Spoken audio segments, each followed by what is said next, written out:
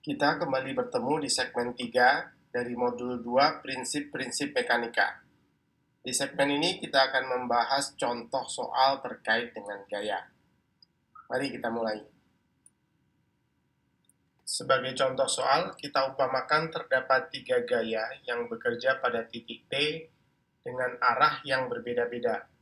Besaran dan arah ketiga gaya tersebut adalah 60 Newton dengan sudut 45 derajat, lalu 100 Newton dengan sudut 60 derajat, dan 70 Newton dengan sudut 30 derajat, semuanya relatif terhadap sumbu X. Penyelesaian matematis dilakukan dengan memecah ketiga gaya ini dalam sumbu X dan Y. Misalkan gaya 100 Newton ini diuraikan dalam sumbu X menjadi 100 cos 60, sedangkan dalam sumbu Y menjadi 100 sin 60. Kedua gaya lain juga diuraikan dalam sumbu X dan Y. Di sini terlihat ketiga gaya telah diuraikan dalam 3 gaya dalam arah sumbu X dan 3 gaya dalam arah sumbu Y. Gaya 100 Newton dapat diuraikan dalam sumbu Y sebesar 87 Newton dan dalam sumbu X sebesar 50 Newton. Demikian pula kedua gaya yang lain. Kita sekarang bisa mengabaikan ketiga gaya awal dan fokus pada penjumlahan gaya pada sumbu X dan Y saja. Pada sumbu X ada gaya 42,6 Newton mengarah ke kiri, sementara itu gaya 50 Newton dan 60,9 Newton ke arah kanan.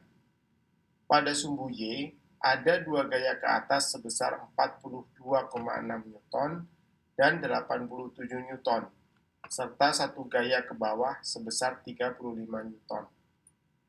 Masing-masing gaya pada sumbu X dan Y dijumlahkan.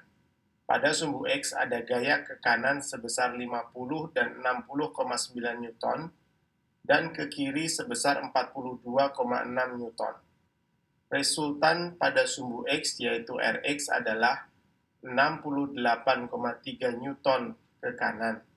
Sedangkan resultan pada sumbu Y yaitu Ry sama dengan 94,6 Newton ke atas.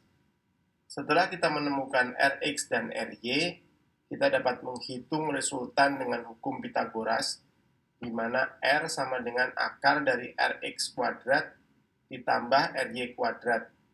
Hasilnya adalah 116,7 Newton. Adapun arah sudut resultan R terhadap sumbu X dapat dicari dengan rumus θ sama dengan arctan Ry dibagi dengan Rx. Hasilnya θ sama dengan 54 derajat. Dengan cara grafis, soal yang sama tadi dapat diselesaikan secara lebih mudah dengan cara memindahkan gaya sebesar 70 Newton di ujung garis gaya 100 Newton, lalu meletakkan garis gaya 60 Newton di ujung garis gaya 70 Newton. Resultannya adalah garis gaya dari titik awal gaya 100 Newton hingga ujung gaya yang terakhir yaitu gaya 60 Newton. Panjang gaya ini merupakan besaran dari gaya yang bekerja. Sudut θ dapat dicari juga dengan cara manual, misalnya dengan protraktor sederhana atau alat ukur sudut yang lain. Demikian contoh dan penyelesaian soal terkait resultan gaya dalam segmen ini. Sampai bertemu pada segmen selanjutnya.